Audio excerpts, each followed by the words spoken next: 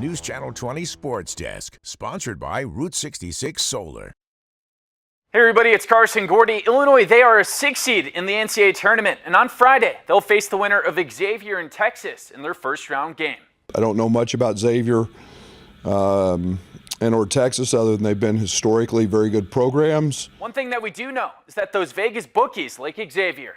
Right now, the Musketeers are a 3.5-point favorite over Texas and also predicted to be the winner according to advanced metrics. Those two schools are going to be playing Wednesday night in Dayton, Ohio to determine who plays Illinois. Brad Underwood and Illinois will likely be favored in either of those matchups. And for the women's team, they also made the NCAA tournament. On Saturday, they'll be playing the 9th seed Creighton in the first round. Illinois, they are currently a 1.5-point favorite. Illinois is looking for their first NCAA tournament victory since 2000. And the IHSA announced some changes to how private schools are classified for postseason tournaments. Over the last year, there's been some concerns raised, most notably after private schools won 7 out of the 8 recent state titles in football.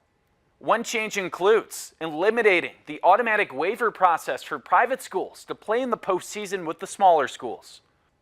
If a big school wants to play down, it will become more of a case-by-case basis and require a majority vote from the board. And at 10 o'clock, our Sammy St. Jean will have the highlights in the post-game interviews with the Sacred Heart Griffins soccer team.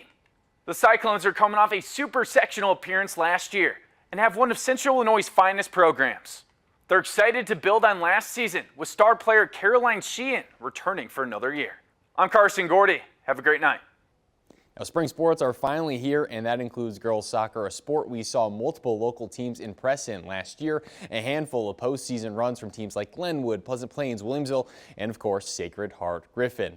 The Cyclones kicked off the season the same way they did last year, and it was a battle with the Lady Railers in Lincoln. The first goal of the season, Sheehan's look blocked, but it's the junior Emma Johnson who finds Twine for the first goal of the Cyclones season. Now, Caroline Sheehan, just a little bit later, leading the charge from the left, played central for Ava Hancock. Slick touch to beat the keeper near post as the Cyclones extend their lead. The Hancock-Sheehan combo is going to be a problem this season.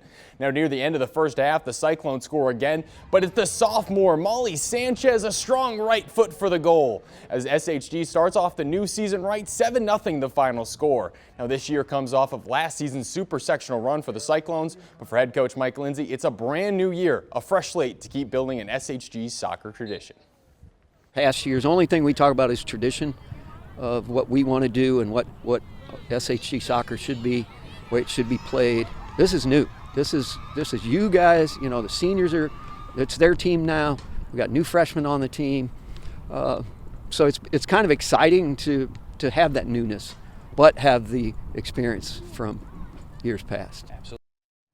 Now, Sacred Heart Griffin enters the new season with 3 straight sectional finals appearances and, of course, are fresh off a sectional final win from last year. The Cyclones bring a roster full of seniors into 2025, a group that senior Caroline Sheehan says has plenty of chemistry and, with the right mentality, could be right back to or even further than what they achieved in 2024. Just like 4 years together, and a lot of us have played a lot of minutes in those years. So just knowing how each other play and being able to work off each other, and the harder you work, the luckier you get. So you just need to, we've had a couple unlucky things happen to us, so we just need to work super hard, and maybe we'll get that lucky bounce this year. Awesome.